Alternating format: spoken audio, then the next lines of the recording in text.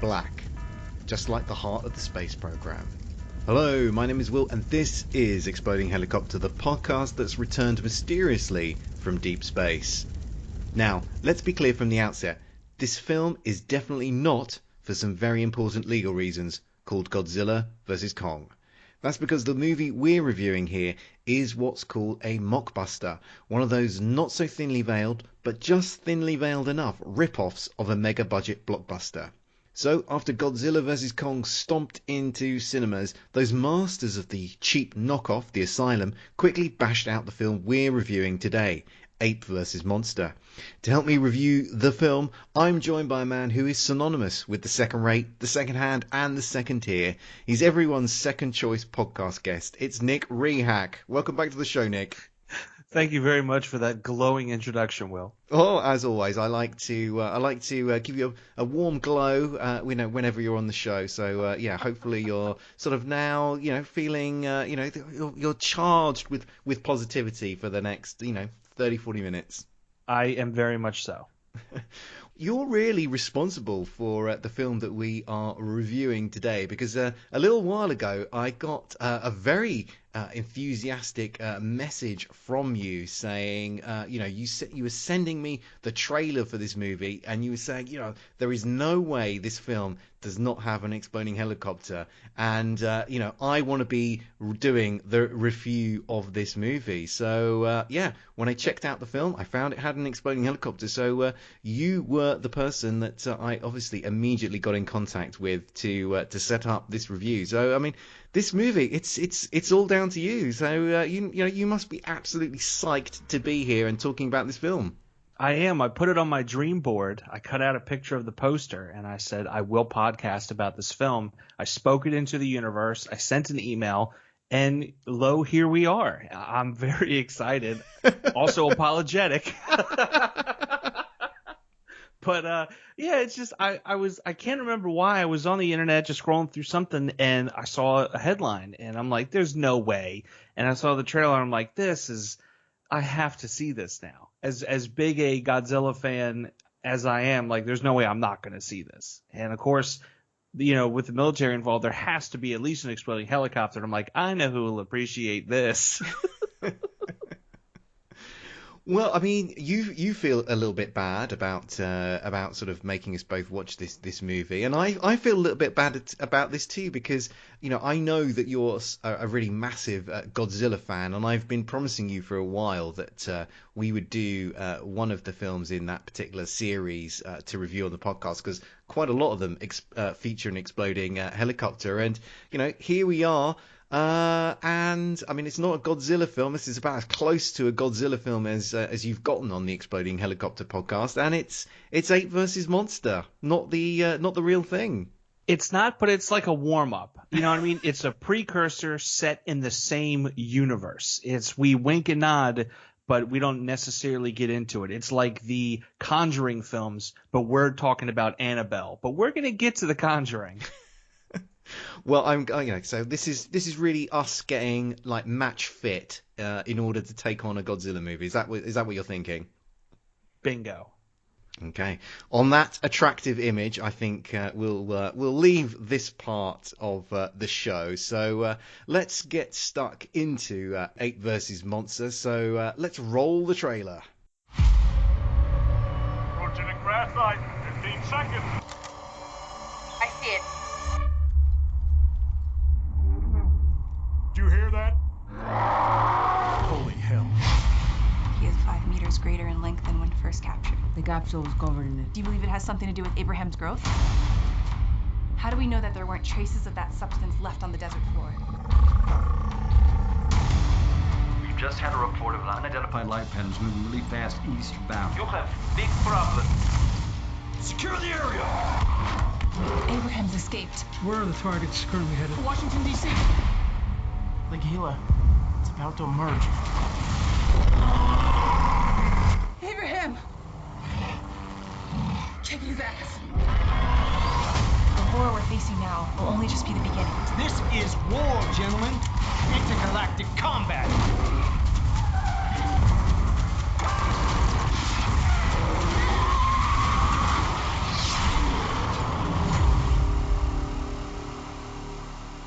we've got a problem.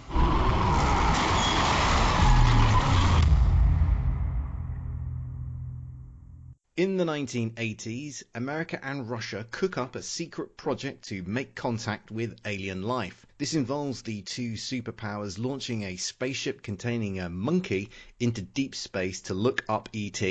Now, 30-something years later, that capsule has mysteriously returned to Earth and crash-landed. Still on board is the cosmonautic chimp, only he appears to be growing larger at an alarming rate. Could it have something to do with the mysterious green goo that's all over the capsule, and the same green goo that's been sucked up by a passing Gila monster? Inevitably, the two creatures quickly grow to a fantastic size and, with an appreciation for cinematic convention, head for Washington, D.C. so that the White House can provide a picturesque backdrop for the climactic confrontation. Heading up the cast, we have the hardest working man in film and television, the one-time Oscar nominee Eric Roberts, and alongside him we have literally no one else. Most of the other actors here have next to no screen credits to their name. The director is Daniel Lusko, whose previous work is an odd blend of religious documentaries and rip-off cinema like this. Ape vs. Cinema came out this year in 2021. It has a 2.1 rating on IMDb and a 1.7 rating on Letterboxd. So, with all of that out of the way, Nick, what did you make of Ape vs. Monster? I found it intriguing.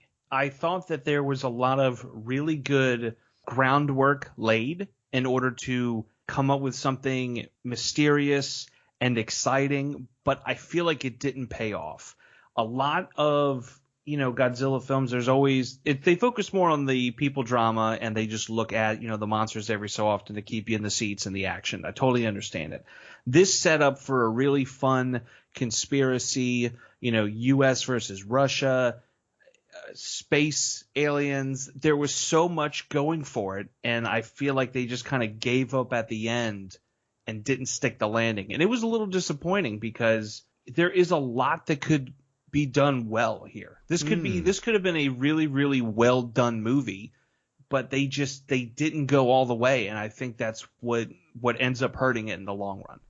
I think that is a really good observation because I actually completely agree, because this is an Asylum movie. They have a pretty terrible reputation for making these types of movies, and it's not undeserved. But this one actually wasn't too bad. I mean, it's not a great movie by any stretch of the imagination, but as you say, there is quite a lot of ideas at play here within the film, and there does actually seem to actually be quite a lot of potential within those particular ideas, and even within the limited budget that they're working with. But they just don't. Yeah, I completely agree with you. They just really don't make the most of them, and that's a bit of a frustration, because it does feel like potential has been wasted, and particularly for the point that you make, that a lot of those good ideas are about the human drama, so they don't require necessarily like a big budget to make it work. It just requires somebody to work the ideas through in the script. Absolutely, and it does feel like a first draft script. It feels like as soon as they said, hey, Godzilla versus King Kong is coming, and they saw more and more, they're like, well, we got to do something just as similar. We're going to roll off of the same energy that they're bringing into this. But I feel like if you pivoted and focused on maybe 2 or 3 of the subplots instead of the 4 or 5 that are there, and really hone in and hunker down, you'd have had something really, really interesting. Maybe we lose the space aspect of it, and we just focus on the daughter-father relationship, USA versus Russia, everything going on with like the space capsule. But there's also, and I mean, obviously there's plot holes, but there's a couple things that I wish they would have fleshed out to help make sense with some of the characters, because I think that would have added, I don't want to say grounding, but there's definitely some things where I'm like, okay, I don't know what this character is about because they say this, but then they also say that, and the two kind of contradict each other. What exactly are we trying to accomplish? And I feel like if they would have just focused in, it would have been a stronger film than what it was. Yeah, I am inclined to agree with you. And, let's dig into some of the kind of plot strands that are at work here. So one of the kind of sort of central ideas of this movie is that basically in 1985 there was a joint mission between the Americans and the Russians in order to end the Cold War. Now, the idea of this film is that basically Bush Jr., which is confusing, and Putin, and remember this is meant to be 1985, basically cooked up this idea to do a joint mission into space to make contact with alien life. And the idea being that making contact with alien life would help end the Cold War and would be good for the economies of both of those countries. And, that is I like the idea of some sort of secret American Soviet space mission, but the idea that somehow this would be about ending the Cold War, and that meeting ET would help end the Cold War, and there'd be some sort of economic benefit to the countries. It really doesn't make sense. No, it's rather bizarre, and it's this weird timeline thing that, again, Bush Jr. and Putin, it's like, okay, I don't know how those two would have Exactly. interacted. I mean, at the time, if it's 85, what? Reagan is still in office. Yeah. Bush is running the CIA, so I can understand, Bush and Putin kind of having Bush interactions. Senior, but it would be Bush Senior.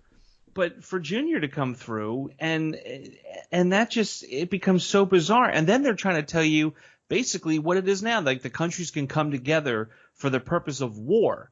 But rather than war against each other, it's war against this unknown entity. So you're going to have a booming economy because everybody's going to be, buying war bonds, or they're going to be buying, just all kinds of stuff that anybody can sell left and right. And it's weird because at times, too, this film kind of does like political digs like that. They talk about, the industrial military complex, and they talk about, they throw politicians in there every so often, and I'm like, all right, we get it.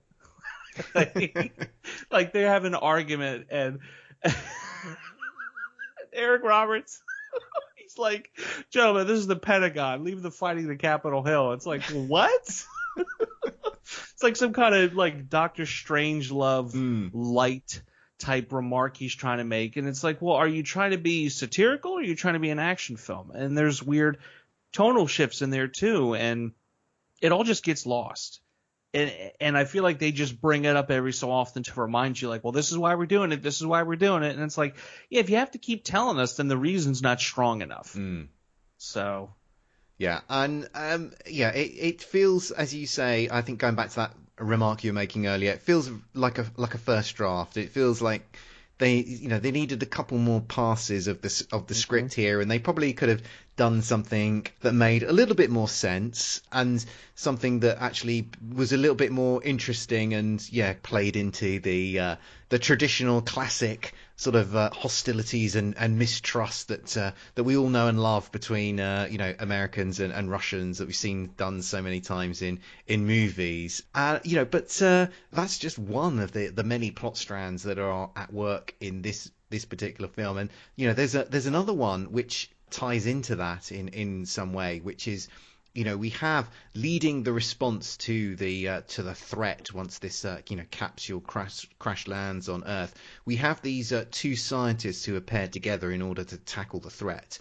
One's Russian and one's American. They're both female, and it seems they've got a bit of history together. So we learn in the script that they studied together at university, and I mean, it's never explicitly stated, but I mean, reading between the lines, they're clearly sort of implying that they used to be lovers whilst they were at university. So we've got this sort of, they've got these two characters who, I guess they're sort of meant to be pitted against each other because they're from these, they're from these two different countries, but they've got this sort of personal history together. But again, this film sort of sets it up, but it doesn't stick the landing. It doesn't, because when we're first introduced to the characters, you have Dr. Linda Murphy. She's kind of sitting there shocked and dazed at what just happened to her and the squadron. And here you have Ava coming up, and she's like, Ava Kuleshov? Like she doesn't remember. They're not old. They're relatively young. If I had to guess, I'm going to say they're in their 30s. Mm. And if this is 2021, right? Yep. They would have been born in, 91 or anywhere between 85 and 91. We'll just say that. Yep. So if they're launching, Abraham, the name of the monkey. If they're launching Abraham into space in 85, how is Linda around for that to happen? Exactly. And if they both went to university at Oxford together, I'm going to assume in their 20s, 10-year difference, you're going to remember somebody's face. It's not like they met in elementary school and they're trying to do a recall. It's all relatively recent. And like you said, there's such an implication of having a relationship of some sort, definitely more than friends, BFF or higher. Why act so surprised? And then there's this weird running joke where she'll quote something. She's like, what is that, Lenin? It's like, no, Star Trek. What is that, Star Trek? No, Lenin. And it's I don't know. They had this weird on and off, will they, won't they, like chemistry at all times. And I found it so bizarre. And sometimes I would find myself thinking about it, get completely lost, and have to rewind to see what I missed for the last 5 minutes, only to realize, I didn't miss much. And again, you raise an interesting point, or a kind of very relevant point, again, about the very confusing timeline in this movie, because there is yet another interesting sort of subplot to this movie, because for unexplained reasons, in order to make first contact with extraterrestrials, the Americans and Russians decide to put this monkey, this chimpanzee called Abraham, inside this space capsule. We never learn why that is, or what they expect the chimpanzee to do when it finally catches up with ET. We never learn that.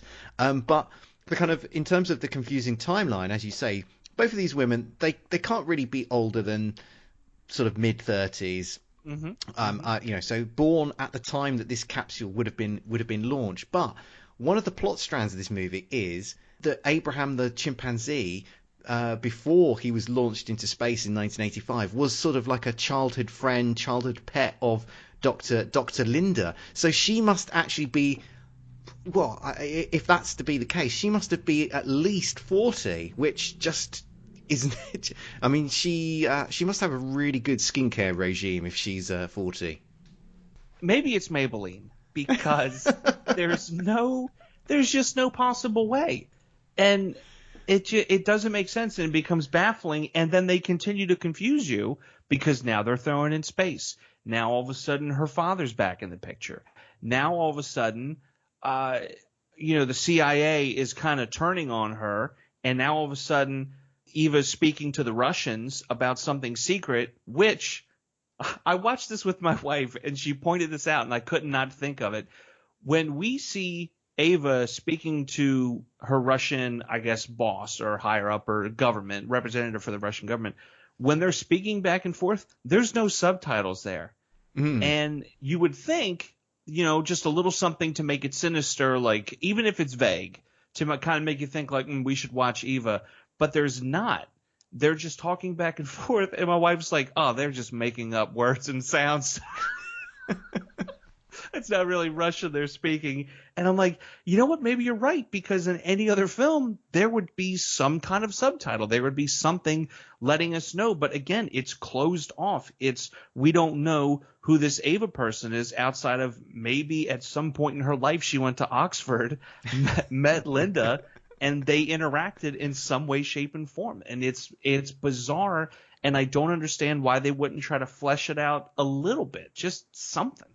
Well, the version I watched did actually have subtitles for those particular scenes, so you do really, yeah. So you did. Yeah, I did. it was on. It was just on terrestrial TV here in the UK, so I recorded it off that, and those scenes were subtitled. So there was nothing.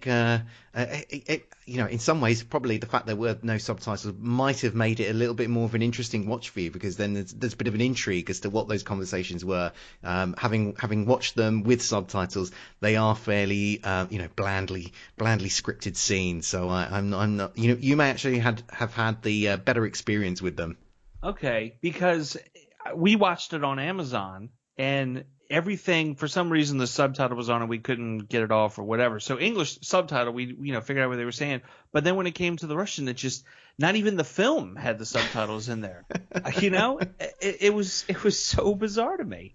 Yeah, and then as you made a reference to it there. Then we have yet another plot strand, which is that Linda's father was the man who basically cooked up this particular kind of joint American-Soviet mission into space, and Linda kind of feels betrayed that her childhood monkey got sent off into space to go and meet E.T., and that seems to have been created some sort of schism between her and her dad, which is now plays out in the film, because we hear her say, I haven't spoken to my father in 10 years, and she's the Eric Roberts, who's sort of in charge of this operation tackling this threat. He wants to bring her father back in to kind of help try and sort out this mess, but she's against it because of the enmity that she still feels. So again, we have this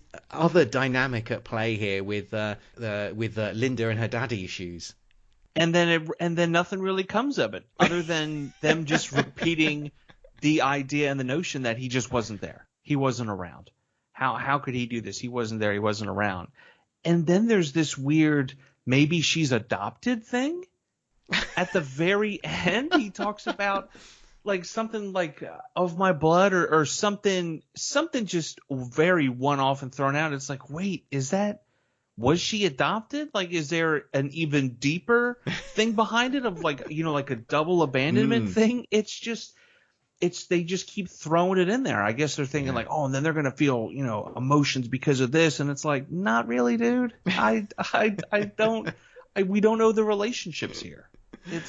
And then we probably should also mention the final plot strand that is thrown into the mix in this potpourri of pot boiling plot action, which is the idea that so these creatures are this Gila monster and this chimpanzee sort of grow to this enormous size because they've eaten this sort of green goo which was brought back into Earth on this capsule. But then there's this whole sort of plot strand that actually I'm not even sure if I can really I'm not even sure if the film explains it, but is that after I guess eating this green goo sets up some sort of psychic or radio transmission link with an alien species who are now then able to control these creatures on Earth. And so the idea is that these aliens are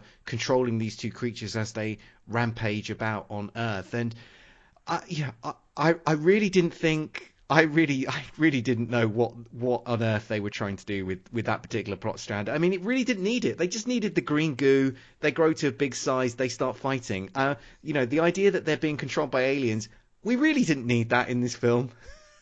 No, it makes it muddy and more confusing because they say that these life forms are from the Andromeda Galaxy. And well, I don't know if you know anything about the Andromeda Galaxy. I can't say it is 2.5 million light years away. Do you know how many miles are in a light year, roughly? No idea. 6 trillion miles. So take 2.5 million, multiply it by 6 trillion. How can anything control anything within less than a second from such a far distance? I mean, granted, the alien, it's coming in, it's magically going to be in Earth in a day. And it's just showing up and it's running stuff all of a sudden. We never see the creatures. We never know what type of creature. We never understand. They're just oh, here's this thing, and it's gone. It'd be no different than a cloud passing in the sky. And they make a big deal out of it for no reason. And why is it a goo? If there's such an advanced life form, it would make that much more sense if it was like these little, machine bugs. Yeah. Like that kind of burrow into the skin or burrow into the back of the skull to the brain, and now you're under their control. That would make 1,000 times more sense. But to have this goo and to just like maybe get lucky, that's a very, very thin plot line. Like, hey, we just got lucky. Let's explain the goo. Or just something else. But I wholeheartedly agree with you. Drop the alien thing. There's this mysterious goo. We don't care. All we care is that it makes Abraham massive. It makes this random Gia monster massive.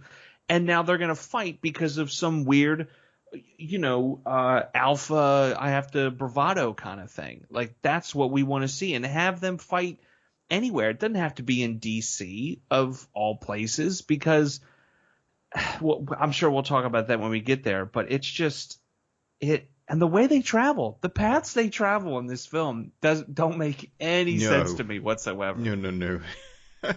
Yeah, because what the Gila monster...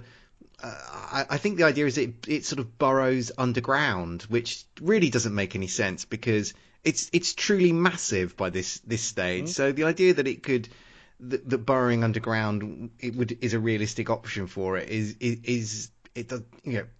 doesn't make sense. Is not believable. I think the only reason it does means they do it is because it means that the Gila monster can be off screen and they don't have to they don't have to do any CGI work whilst it's burrowing underground. Oh, they do plenty of hey, look over off screen because there are so many reaction shots of them just like looking in horror, and all we hear is sound effects and they're explaining what they're seeing, and after a while I got kind of annoyed. I just show us something, anything, please. And every time they cut back to Eric Roberts at the Pentagon or when they were at Langley, they showed the exact same footage of Langley every single time. You could set your watch to it. If there was a drinking game, it's like every time they show Langley, take a drink. But they really pulled back and away from the CGI as much as possible, and I think that hurts it as well.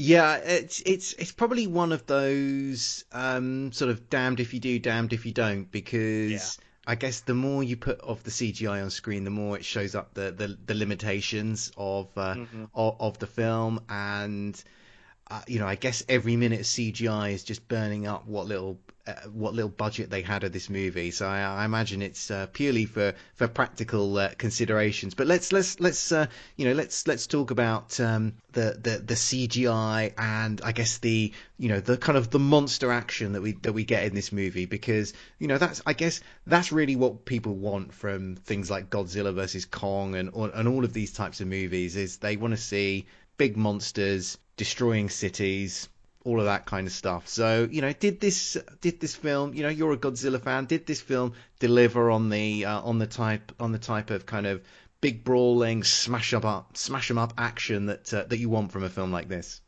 Oh no. Oh no. This is the farthest thing. I think it would have looked better if they just had stick figures just pointing at each other and screaming. The Gia monster didn't look bad.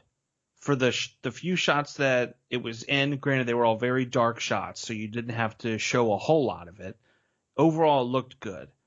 But Abraham, it was just a nightmare. It is truly like worse than a fever dream. It's just a nightmare-looking creature. It didn't even look like something out of the 90s. It looked like CGI from the 80s. When it would breathe in, its entire body would cave in and out in the weirdest possible ways. And it was just so off-putting. There's a scene where the Gia monster attacks this very small military group. I mean, ridiculously small. I think they're like special forces or something. And this guy has a flamethrower, I think, and he's just trying to launch it, and the flames look terrible. Like even the flame, like I've seen flames in video games from the 80s look better. Well, forget that. What about the flamethrower itself? It looks like it's something you would try and use to get rid of the green fly in your tomato plants. I mean, it doesn't look anything like a military issue flamethrower. It's absolutely bug spray. There's no way you're going to go to the military. Let me see your flamethrower. Oh, it's just this clear plastic tank with pink stuff floating around in there. No, that's not at all how it works. If I was creating this film and I was the director and the creative force behind it, I would have went old school. I would have we're going to put people in suits, we're going to build a model city, and we're going to have a whole lot of fun destroying it. Obviously, with it being 2021, you have a lot better prosthetics, you have a lot better designs you can do. That would have been, to me, really fun to see. You get really serious with the plot and the drama, and then we cut to, and it's just two people fighting each other dressed as a Gia monster and like a massive ape. Like, that would be really, to me, fun. And I think they would have made they could have done so much more creatively with the budget instead of what we got, which was incredibly off-putting. Yeah. I mean, I can understand the cost cutting when it comes to the CGI, because I can imagine the expense that lies behind that kind of technology. But what I've actually found more inexplicable than the special effects in this movie was, in terms of the cheapness anyway, was actually more to do with the costumes and the props. So, for instance, at the beginning of this film, we have this team of soldiers going out to the capsule that's just crash landed on Earth, and all of these soldiers are dressed in, they don't have. You would think they would have identical uniforms on, that they would have. You would think. They would have identical guns. They would look like people who are employed by the same organization. But no, I mean, you have people in this sort of ragbag mismatch of like stuff that just seems to have been grabbed out of an army surplus store. Everyone seems to have brought, whatever gun they've got at home along with them. And I just kind of was baffled that, can you not find 6 army uniforms that look the same? I mean, how cheap is this film that you can't even afford to have 6 army uniforms that look roughly the same? Even when you get to this, because I got 2 different thoughts at once here. Even when you get to the special forces scene that I alluded to, you have 2 guys that are the same, and everybody in the back is dressed completely different. It looks like the guys in the front are sporting Iraq War, Middle East conflict, and the guys in the back are sporting Vietnam era military uniforms. And then there's the scene where Linda's running around with some gear on, and the guy's like, "You're wearing it wrong," and she's like, "Well, I like it this way." It's like they even knew. It's like they knew, like, yeah, this isn't great, but let's just go for it. They're not going to pay attention. I'm genuinely surprised someone just didn't have a broom handle and pretended it was a rifle. I think that would have really have just fitted right in with the rest of the sort of the action that we get in this film, because I mean, just in so many scenes, the sort of paucity of budget is sort of shown up, and I think it's really the army uniforms that the bit that I found the most offensive, because as I say, I mean, how difficult can it be to just find half a dozen that look the same? But it really isn't, and especially we're in America. It's real easy, real easy. Okay, we're going to take a quick break, and when we come back, we're going to be looking at the exploding helicopter action. Hello everybody, my name is The Vern, and I am the host of the Cinema Recall podcast, which you can find at thatmomentin.com. On each episode, myself, along with a great guest, we will discuss in detail an iconic scene from a classic movie.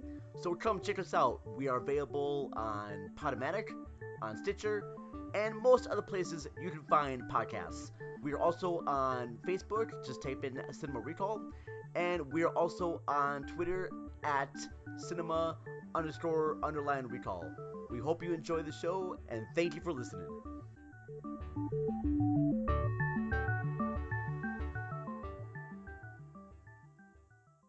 We're back, and now we're looking at the exploding helicopter action. This occurs during the climactic battle between the ape and the monster. The 2 monsters are duking it out against the Washington skyline.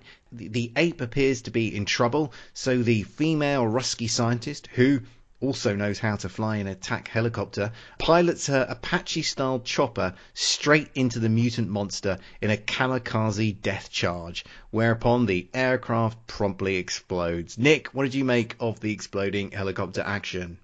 I thought it was different because you obviously way more than me, but you and I have discussed a lot of different types and fashions in which helicopters explode on this program.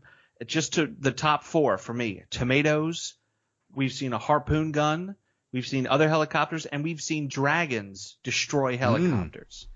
But I don't think, since being on this program, I don't think I've ever seen a helicopter used in a kamikaze type way, where we're going to use the helicopter as like Chekhov's gun. It's going to be the thing that just, boom, takes out the villain, and it's going to be piloted by one of our heroes, maybe anti-heroes. We don't know. We don't have a strong enough opinion on this character.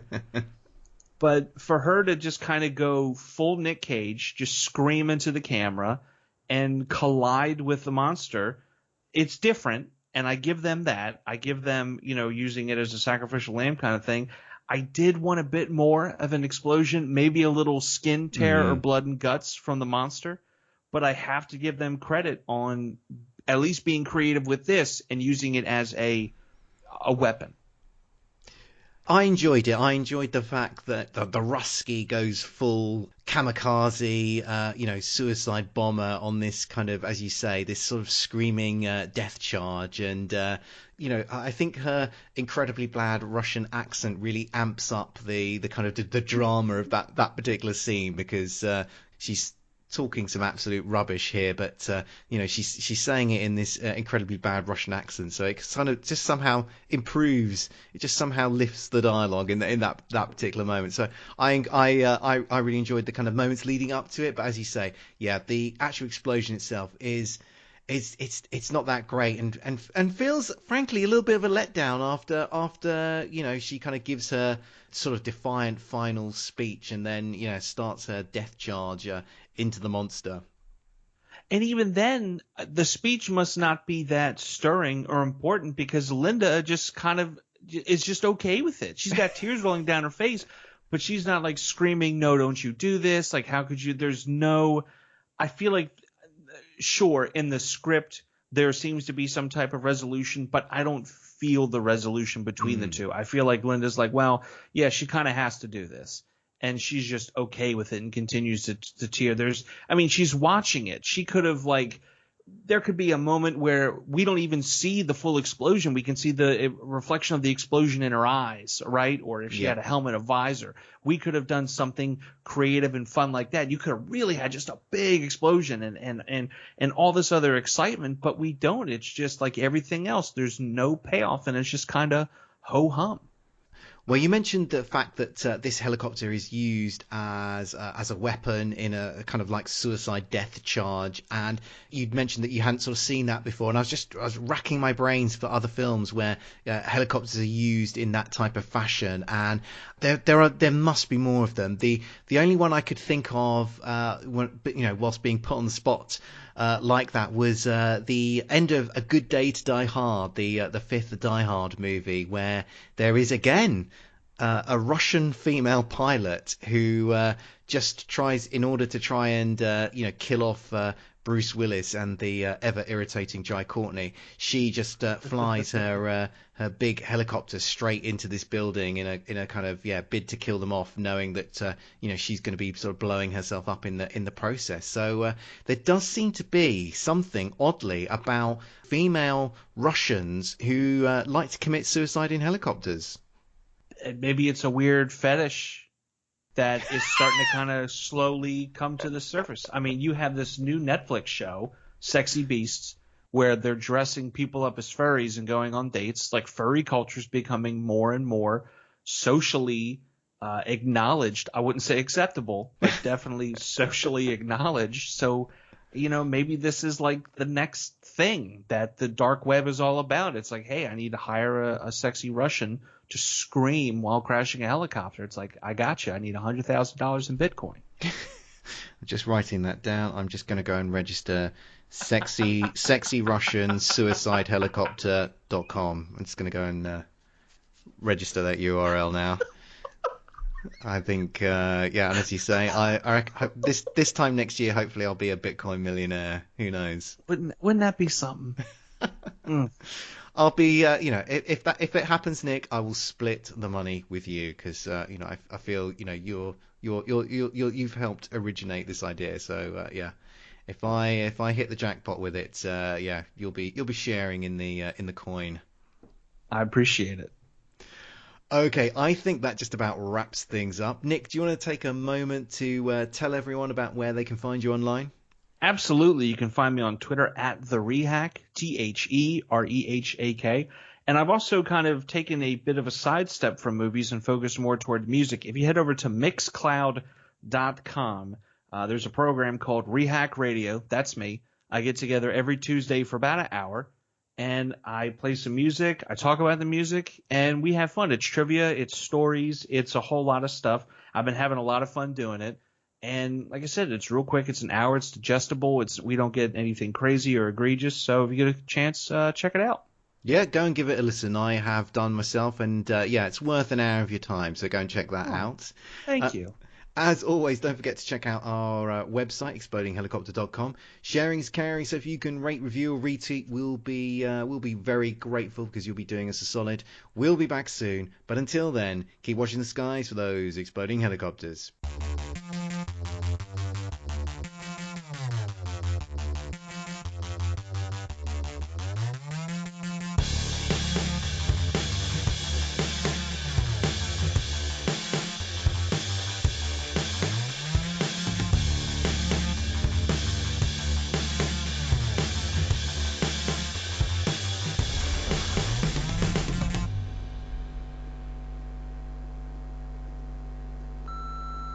This podcast is a proud member of the Lamb Podcasting Network. Find the network at largeassmovieblogs.com.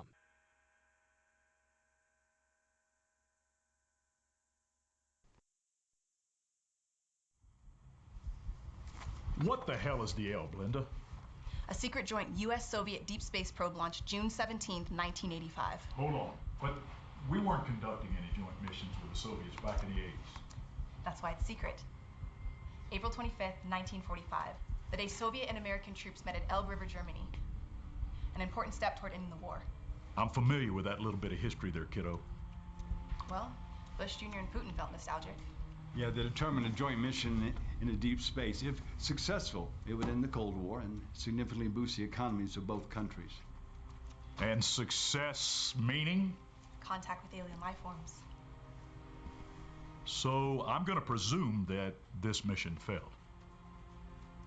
Naturally. We lost contact with the Elbe August 12, 2007. And contact with the ship was never reestablished? Not until today.